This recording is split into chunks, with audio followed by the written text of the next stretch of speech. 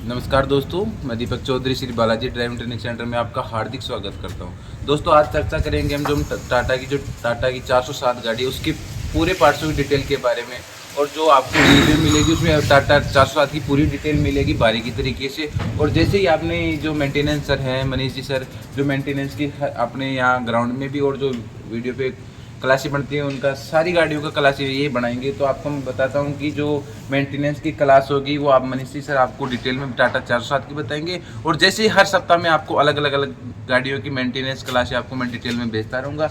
अब मनीष जी सर आप अपना थोड़ा सा परिचय देंगे, ये क्या कर रहे हैं और किस फील्ड से है और कितने दिन से आप वो मेंटेनेंस की क्लासें ले रहे हैं। सर बताओ अपना थोड़ा सा नाम। हेलो बच्चों, नमस्कार। मेरा नाम है मनीष। मैं मैकेनिकल से बीटेक हूँ और जो मैं गाड़ी के सारे पार्ट्स के बारे में आपको बताऊंगा। जो दिल्ली पुलिस ड्राइवर के अंदर जो 50 नंबर का वाइवा होने वाला है उसके अंदर 25-25 को डिवाइड कर रखा है। 25 के अंदर आपको क्या दे रखा है, जो ट्रैफिक साइन है उनके बारे में बताना है। और 25 नंबर के अंदर क्या है, जो गाड़ी के जो भी सारी जितने भी पार्ट्स है ना उनके बारे में कुछ भी पूछ सकता है आपसे। तो हमारी जो वीडियो की सीरीज रहेगी उसके अंदर हम ना जैसे अलग अलग पार्ट्स के बारे में छोटे छोटे वीडियो आते रहेंगे, तो आप है ना उनको देख के अपना नॉलेज बढ़ा सकते हैं। तो आज का जो हमारा पार्ट्स रहेगा वो पहला है रेडिएटर के बारे में, हम आपको सारी जानकारी देंगे। उसके बाद जो अगला पार्ट आएगा आपको नेक्स्ट वीडियो के अंदर मिल जाएगा। तो ये है गाड़ी का रेडिएटर। अब रेडिएटर के अंदर रेडिएटर के बहुत सारे पार्ट्स होते हैं जैसे है ना। और पहला काम होता है रेडिएटर। काम क्या आता है, रेडिएटर का काम है पहले गाड़ी को इंजन को कूल करना। अब जैसे इस रेडिएटर की जरूरत क्या पड़ी गाड़ी के अंदर, क्योंकि जैसे छोटी गाड़ियां हैं उसको अंदर अगर इंजन को कूल करना है तो वो एयर से हो जाता था कूल। जैसे बाइक वगैरह के अंदर गाड़ी के अंदर इंजन के चारों ओर फिन्स आती है, वही उसको कूल कर देती है क्योंकि वो छोटा इंजन है। अब गाड़ियों की सीरीज बढ़ती गई, गाड़ियों का इंजन बड़ा होता रहा, तो उसके अकॉर्डिंग गाड़ी जैसे उसको कूल करने के लिए बड़ी चीज़ की आवश्यकता पड़ने लगी। तो हमारे को एक रेडिएटर का आविष्कार किया गया। तो रेडिएटर क्या करता है, ये या तो वाटर या कूलेंट वगैरह से गाड़ी की जो हीट है ना, जो इंजन की हीट है ना, उसके अंदर सोख लेता है और उसको कूल करता रहता है टाइम टू टाइम। तो ये है गाड़ी का रेडिएटर। अब रेडिएटर के अंदर पार्ट्स है, जैसे ये गाड़ी का हो गया रेडिएटर का अपर टैंक हो गया। अब ये बीच वाले को क्या बोल दिया, रेडिएटर कोर बोल दिया। अब नीचे वाले पार्ट्स को क्या बोल दिया, रेडिएटर का लोअर टैंक बोल दिया। तो गाड़ी का रेडिएटर का अपर टैंक है, उसके अंदर हमेशा है ना गर्म चीज रहेगी। जैसे गर्म पानी, जो पानी हुआ तो गर्म रहेगा, कूलेंट हुआ तो गर्म, वो भी चीज गर्म ही रहेगी। और जो लोअर टैंक है उसके अंदर वो कूल रहेगा, मतलब ठंडा रहेगा। वो ठंडा होकर क्या करता है, जैसे गाड़ी का ये अपर टैंक है, अपर टैंक के ऊपर ये क्या होती है, रेडिएटर कैप लगी हुई होती है। अब रेडिएटर कैप गाड़ी कैसे खुलती है, ऐसे रेडिएटर कैप खुलती है गाड़ी की। अब रेडिएटर कैप है यहाँ पे, इसमें दो वोल होते हैं, एक होता है प्रेशर रिलीज वोल, एक होता है वैक्यूम रिलीज वोल।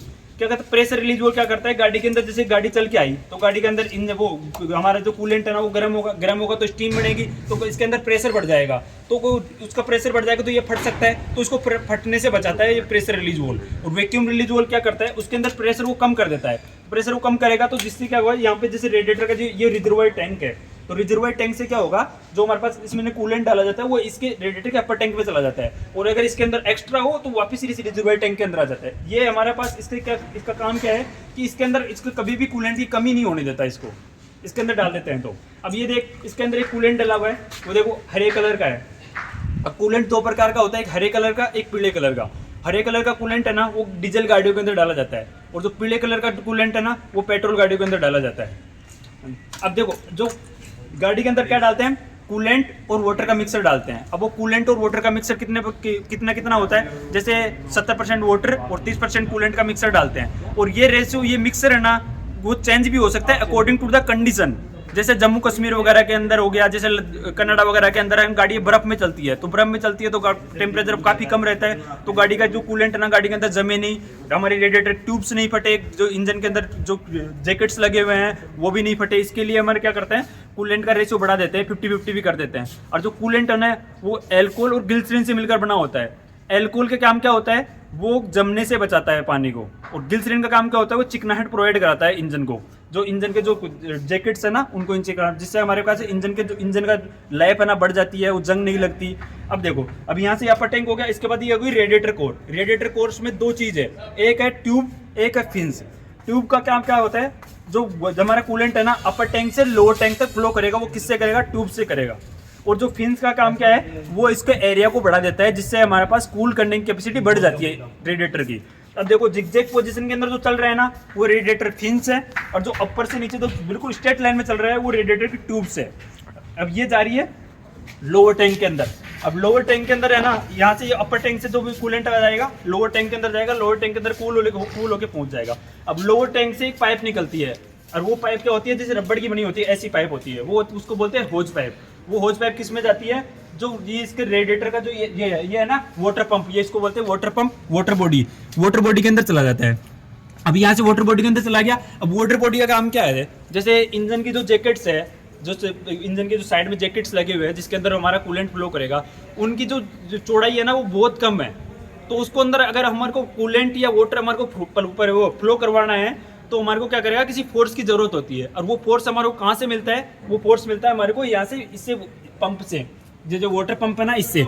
ये क्या होता है, जो ये वी बेल्ट के द्वारा चलता है और हमारा जो को फोर्सफुली इंजन के अंदर भेजता है। अब इंजन के अंदर वाटर जैकेट्स है, जैकेट्स के अंदर हमारा कूलेंट फ्लो करता है। अब कूलेंट फ्लो किया, अब इंजन हमारा चल रहा है, तो इंजन चल रहा है तो हीट भी जनरेट होगी। अगर हीट जनरेट होगी तो वो क्या करता है, इंजन के अंदर वाटर जैकेट्स के अंदर जो हमारा कूलेंट चल रहा है वो उस हीट को सोख लेता है।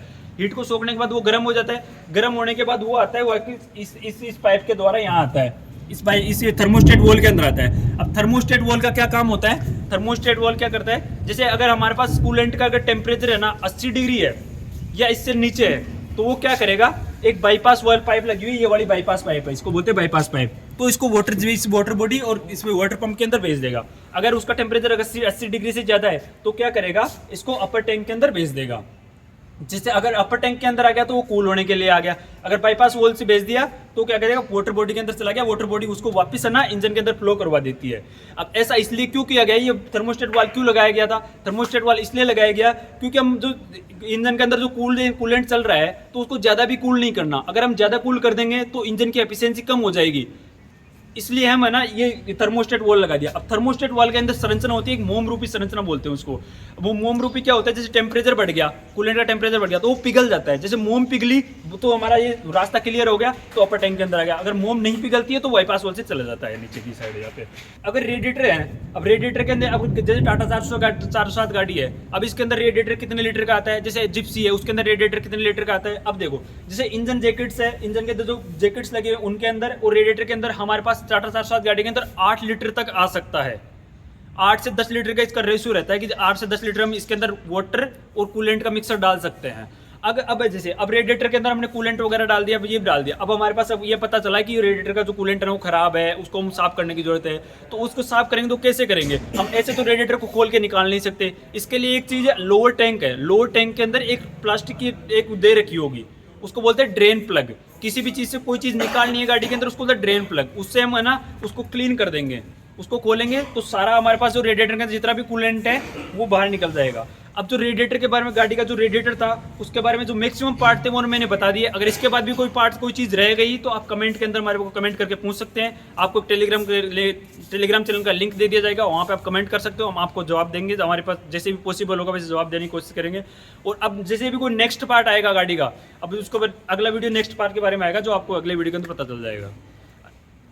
दोस्तों के सामने जो टाटा के रेडिएटर उसकी बात जानकारी आपको पूरी बता दी गई है। और जैसे भी सर मनीष सर जो बीटेक करे हुए हैं, अब इनसे अच्छा ज्ञान कहाँ मिलेगा मेंटेनेंस की क्लास के लिए। तो दोस्तों मैं अपनी पूरी कोशिश करूँगा आपको मेंटेनेंस में अच्छे से अच्छे आपको जो क्लास है वो लगवा सके। जो भी कोई शिकायत हो आपको मेंटेनेंस क्लास के बारे में चाहिए अलग से कुछ भी, तो आप अपने जो कॉन्टैक्ट नंबर है उस पर कॉल करके बता सकते हो। और अपना जो है वीडियो यूट्यूब पर उस पर कमेंट कर देना, सर इस चीज़ की हमें क्लास चाहिए, तो मैं आगे से आगे डालता रहूँगा। जय हिंद, जय भारत।